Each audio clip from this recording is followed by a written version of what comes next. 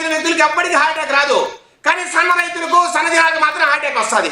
ఇది మేము ఈ కలిపురి కబుర్లో మేము నమ్మాలా? ఏంది మేడం, ఏం మాట్లాడతారు మేడం?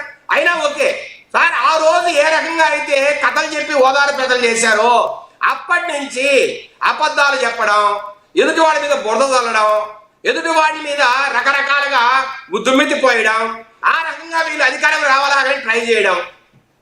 వీళ్ళు ఏదో 2019లో అందరికీ దండాలు పెట్టి ప్రజాప్రస్థానం పేరుతో జనాల దగ్గర పోయి అమ్మా నాకు ఒక ఛాన్స్ ఇవ్వండి, అమ్మా నాకు ఒక ఛాన్స్ ఇవ్వండి అని భంగపడి అడిగితే, పోనీలే వైఎస్ రాజశేఖర్ కొడుకు కదా ఒకసారి ఇద్దాము అని వారు ఇస్తే 5 ఏళ్ళు మీరు చేసిన దురాగతాలు, దొమ్మిలు, దోపిడీలు, ఏ రకంగా నిర్బంధాలు పెట్టారో, పోలీసుతో ఏ రకంగా ఇంతమందిని అరెస్ట్ చేయించారో, శ్రీకాకుళం అచ్చెన్నాయుడు గారి దగ్గర నుంచి అనంతపూర్ జేసీ ప్రభాకర్ రెడ్డి దాకా ఏ రకంగా మీరు 100 రోజులు ఎంతమందిని పోలీస్ జైలులో పెట్టారో, ఏ రకంగా మీరు ఈ లాండ్ ఆర్డర్తో ఆడుకున్నారో నేను ఒక 1.5 రోజు చెప్పగలను ఈ విషయాలన్నీ. అయినా వద్దు, అవసరం లే. అయితే ఈ రకంగా మీరు చేసి ఈ రోజు ఏదో అప్రజాస్వామికంగా జరుగుతున్నాయంట. సార్ నేను అడుగుతున్నా, యాక్ట్ 30 పేరుతో మీరు చేసిన నిర్బంధాలు ప్రజా సంఘాలు కావచ్చు, కార్మిక సంఘాలు కావచ్చు, లేదంటే ఏ సంఘమైనా సరే, ఎవరైనా సరే, ఆ రోజు ఉద్యోగ సంఘాలు ఎవరైనా ఒక ధర్నా చేయించారా, ఒక్క ర్యాలీ చేయించారా? విజయవాడకు వచ్చి ఎవరైనా కానీ ఒక పిటిషన్ ఇవ్వడానికి వస్తే ఎవరైనా రానిచ్చారా? ఈ రోజు ఆ పరిస్థితి ఉందా సార్? ఈ రోజు మీరు ఎవరు కావాలంటే వైసీపీ నాయకులు మొన్న జూన్ 12వ తేదీ ప్రతి జిల్లా హెడ్ క్వార్టర్లో మీరు ర్యాలీలు చేశారు, ప్రతి కాన్ఫరెన్స్ హెడ్ క్వార్టర్లో మీరు ర్యాలీ చేశారు. ఎవరు ఆపారా? మీ పైపెచ్చు పోలీసులు మీరు protection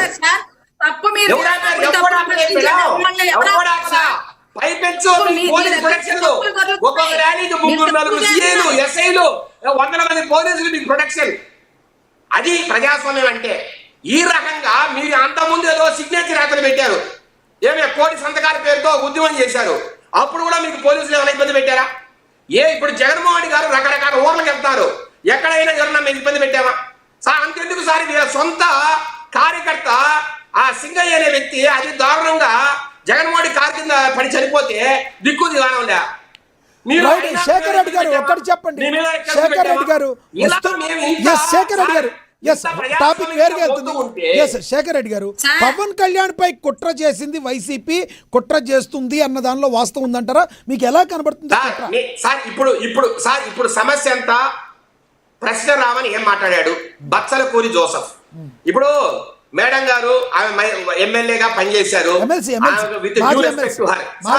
with due respect to her నేను ఒక విషయం చెప్పదలుచుకున్నా. పవన్ కళ్యాణ్ గారు ఏ రోజైనా యేసుక్రీస్తు ప్రభువులు కావచ్చు, లేదంటే క్రిస్టియానిటీ కావచ్చు, ఎక్కడైనా తొలనాడా? లేదు మహమ్మద్ ప్రవక్త గారిని కావచ్చు, లేదంటే ఇస్లాం మతాన్ని కూడా ఎక్కడైనా తొలనాడా? సార్ నా మతం సార్, ఆయన ఏమన్నాడు? నేను సనాతన ధర్మవాదిని, నాది హిందూ మతం, నా మతానికి ఏదైనా చెడ్డ జరిగినప్పుడు అది ఎప్పుడు మాట్లాడాడు సార్? తిరుమల కొండ మీద కల్తీ నెయ్యితో 5 సంవత్సరాలు లడ్డు తయారు చేసి 20 కోట్ల మందికి తినిపిస్తే, ఆ రోజు అయ్యా ఒక హిందువుగా పుట్టినందుకు నేను బాధపడాల్సిన పరిస్థితి, ఇంత దారుణంగా కుట్ర చేసి మా మతాన్ని అవమానిస్తారా? ఈ రోజు హిందువులందరూ ఏకం కావాల్సిన అవసరం లేదా అని మాట్లాడాడు. తప్పేం సార్ దాంట్లో? నేనంటున్నా, మీరు దళిత క్రైస్తవ శంకరామం అని మీటింగ్ పెట్టారు, మంచిదే, ఎవరో అడ్డుపడట్లేదే, పెట్టండి, మీరు మీటింగ్లు పెట్టండి, మాట్లాడండి, మీ బాధలు, సమస్యలు, ఇబ్బందులు మాట్లాడండి, ప్రభుత్వాన్ని నిలదీయండి, మేము ఎక్కడ తప్పుపడట్లా.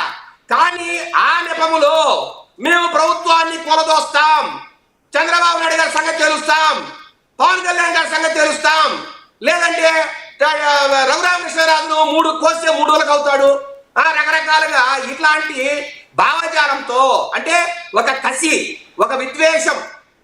అట్లాగే సార్ మతాల మీద గొడవ. సార్ నేనంటున్నా, మల్లం గ్రామంలో ఒక అగ్రవర్ణాలకు చెందిన వ్యక్తి ఒక దళితులకు సంబంధించిన ఒక అబ్బాయిని ఇబ్బంది పెట్టారు. ఎవరైనా దాన్ని ఖండించాల్సిందే. ఈ దేశంలో, ఈ రాష్ట్రంలో అన్ని కులాలు సమానమే, కానీ అక్కడ జరిగింది అలా జరిగింది. దాన్ని పవన్ కళ్యాణ్ గారు ఏం చెప్పారు? అయ్యా దాన్ని కులాల మధ్య చిచ్చుగా పెట్టద్దు, దయచేసి దాన్ని ఇష్యూ చేయొద్దు, దాన్ని ఇంతటితో వదిలేద్దాం, ఏదో చిన్నపిల్లల మధ్య గొడవగా చూడండి, కానీ మత కులాల మధ్య గొడవగా చూడొద్దని ఆయన రిక్వెస్ట్ చేశారు అందరినీ. అది తప్ప సార్? అంటే కాపులు దళితులు అని చెప్పి గలాటలు పెట్టి అందరిని కొట్టుకోమంటే అది కరెక్టా? అభ్యర్థి డిప్యూటీ సీఎం ఆయన మంచి పని చేశాడు. ఇంతెందుకు సార్, సాయి కృష్ణ విషయంలో కూడా ఆయన ఏం చెప్పాడు? సాయి కృష్ణను ఒక వ్యక్తిగా చూడండి, ఒక క్రిమినల్ గా చూడండి, అంతేగాని మీరు కాపు యువడని మాట్లాడుతూ మాట్లాడాడు. అది కూడా తప్పేనా? అంతెందుకు సార్, సిఐ నాగరాజు కూడా కాపే కదా, అది కూడా మాట్లాడారు వైసీపీ వాళ్ళు. అయినా ఎక్కడ ఆయన ఏం చెప్పాడు? మీరు కులాల సంగతి తేవద్దు అన్నాడు. దీంట్లో ఏ తప్పు చేశాడు పవన్ కళ్యాణ్ గారు? సార్ అంతెందుకు సార్, ఇదే బచ్చలపూరి జోసఫ్ ఏ రకంగా ఈ పవన్ కళ్యాణ్ గారి ఫ్యామిలీని, అంతెందుకు సార్, మొత్తం కొనిదెల ఫ్యామిలీని అత్యంత దారుణంగా మాట్లాడిన వీడియో నా దగ్గర ఉంది.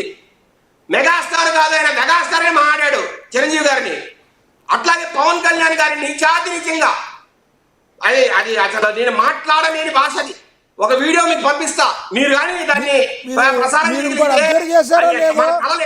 ఎవరిని చూసుకుని అయితే ఒక మాట, ఎవరిని చూసుకుని అయితే విజయశేఖర్ రెడ్డి గారు ఎవరిని చూసుకుని అయితే ఆయన అలా మాట్లాడారో ఆఖరికి ఆ జడాశ్రావు మాట చూసి పక్కకి వెళ్ళిపోయాడు. శంకారావం పెట్టింది ఎవరు? దళిత శంకారావం పెట్టింది ఎవరు? దీని వెనకాల ఎవరు కుట్రదారులు? జడా శ్రావణ్ కుమార్ ఏం మాట్లాడాడు సార్? నేను వైసీపీ పార్టీతో కలిసి పని చేస్తున్నాను మాట్లాడేది జడా శ్రావణ్ కుమార్ కదా. ఆయన కదా సార్ మాట్లాడాడు ఒక ఇంటర్వ్యూలో, మేము కలిసి పని చేస్తున్నామని మాట్లాడాడు కదా. అంటే జడా శ్రావణ్ కుమార్ మీరు ముందు పెట్టి ఎవరైతే టీడీపీని ఎన్డీఏ అలయన్స్ తిడుతున్నారో వాళ్ళందరినీ మీడికి పిలిపించి ఆ రకంగా మీరు మత విద్వేషాలను, కుల విద్వేషాలను రెచ్చగొడతారా? అయినా కూడా సార్, ఎవరో కడుపు పట్టి కేసులు పెట్టారు సార్. ఒక వ్యక్తి ఎప్పుడైనా ఒక వ్యక్తి పోలీసులు దొరికితే ఆ వ్యక్తి మొత్తం భాగవతాలంతా కూడా పోలీసులు బయటికి తీస్తారు. ఒక 20 సంవత్సరాలు 30 సంవత్సరాలు అతని చరిత్ర ఏంది, అతని నేర చరిత్ర ఏంది మొత్తం బయటికి తీస్తారు. భాగవతాలు బయటికి తీస్తే పర్లేదు సార్. ఈ బచ్చల గురించి జోసఫ్ మాట్లాడాడు సార్, అన్నిగా భావించుకోండి.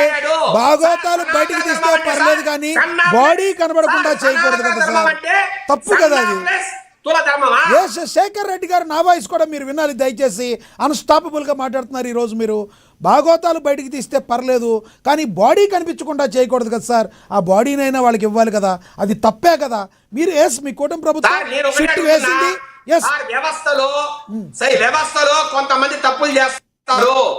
అతి పెద్ద ప్రజాస్వామ్య వ్యవస్థ, అతి పెద్ద పోలీస్ వ్యవస్థలో అక్కడక్కడ ఒకరిద్దరు తప్పులు చేయొచ్చు. ఆ తప్పులను గవర్నమెంట్ ఉపేక్షించదు, చంద్రబాబు నాయుడు గారు ఉపేక్షించరు. పోలీస్ అధికారులు ఎంతటి వారినైనా శిక్షిస్తాం. అందుకనే సిఐ నాగరాజు గారిని సస్పెండ్ చేశాం, హత్యా నేరం కేసు పెట్టాం, అట్లాగే అతని జైలుకు పంపాం. అతనికి సహకరించిన 5-6 మందిని ఈ రోజు కేసులు పెట్టి జైలుకు పంపుతున్నాం. ఎక్కడైనా ప్రభుత్వం తప్పు చేసిందా సార్? వారు లాకప్ డెత్ చేశారా, లేదంటే ఆయన చంపేశారా, లేదంటే కాల్చి గూడు చేశారా, మొత్తాన్ని బయటికి తీస్తాం. ఆ తల్లి విజయలక్ష్మి గారికి తగు న్యాయం చేస్తాం. ఎక్కడ ఎనికి ప్రశ్న ఉండదు.